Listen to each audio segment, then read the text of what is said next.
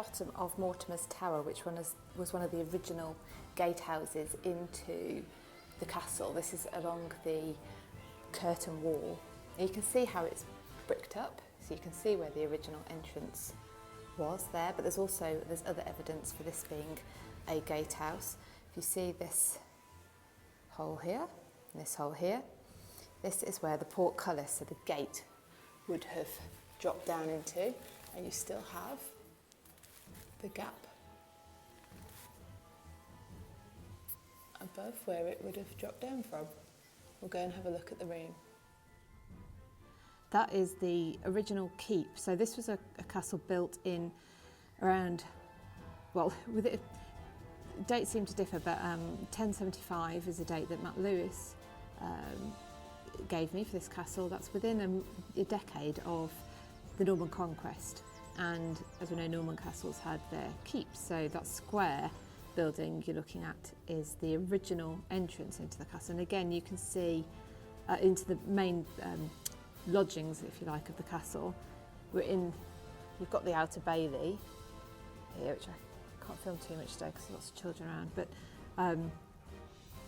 there would have been the drawbridge and the entrance. The entrance to the right now was added later, and the drawbridge moved and the main entrance changed. Right, so let's go and have a look up Mortimer's Tower. Ooh. I'm negotiating a tiny spiral staircase whilst holding this.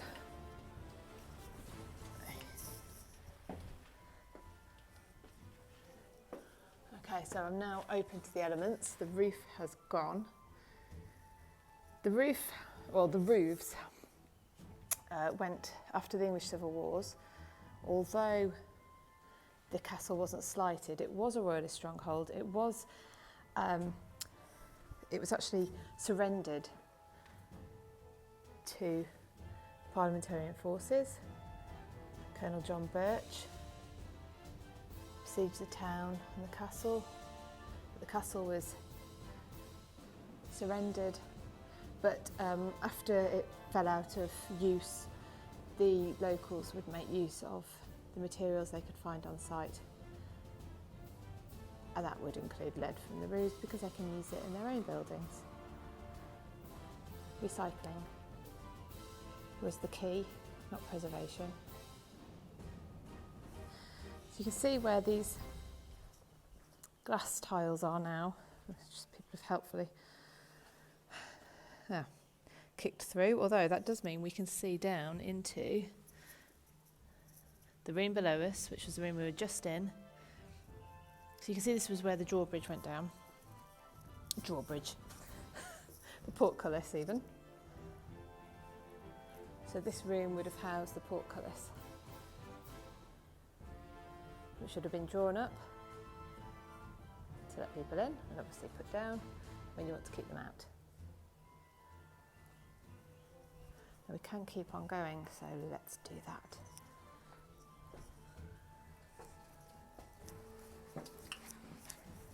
Oop. Keep it up here.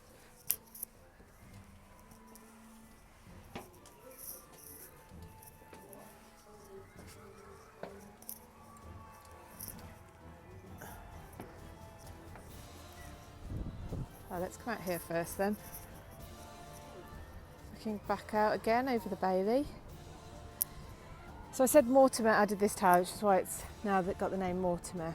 That there to the right, so down here, that was St Peter's Chapel, and Roger Mortimer had been a prisoner in the Tower of London in 1324, and he escaped. And when he became effectively regent for Richard III, he gave himself the title Earl of March. He had this castle was already within his family already. He owned this castle, but he built this chapel to St Peter in celebration of that escape, and that he'd actually escaped on the feast of St Peter, the day of the feast of St Peter. hence, well, the Feast of St Peter ad Vincula actually, hence the name St Peter's Chapel.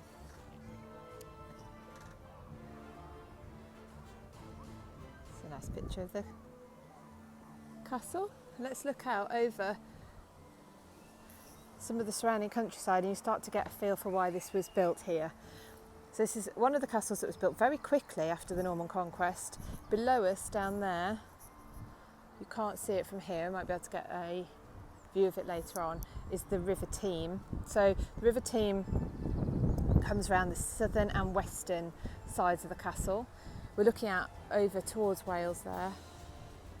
So it's on the border, it's defensible, we're on the top of a hill on 2 or 3 sides. The rain's about to come down on me. And you've got the town to the east side. I'll just move out the rain.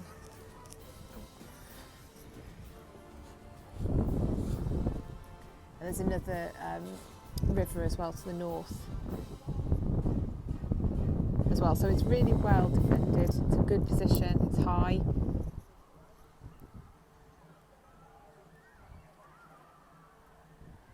One of the first castles to be built in stone. There was no wooden castle here first. It was built initially in stone. Let's carry on. It's okay. Thank you.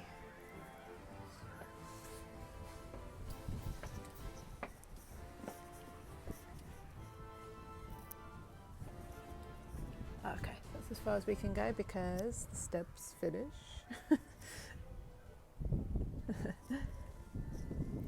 Oh, this is where my legs start to wobble. That's looking back down onto the room with the portcullis, where it would have been. So we're at the, what would be the west range of the castle. There we are with St Lawrence's Church in the background, which you'll have heard me talk about is where Prince Arthur Tudor's heart was buried. His body is buried in Worcester Cathedral, but he died here at Ludlow Castle. Yeah, so that was a quick tour of Mortimer's Tower at Ludlow Castle.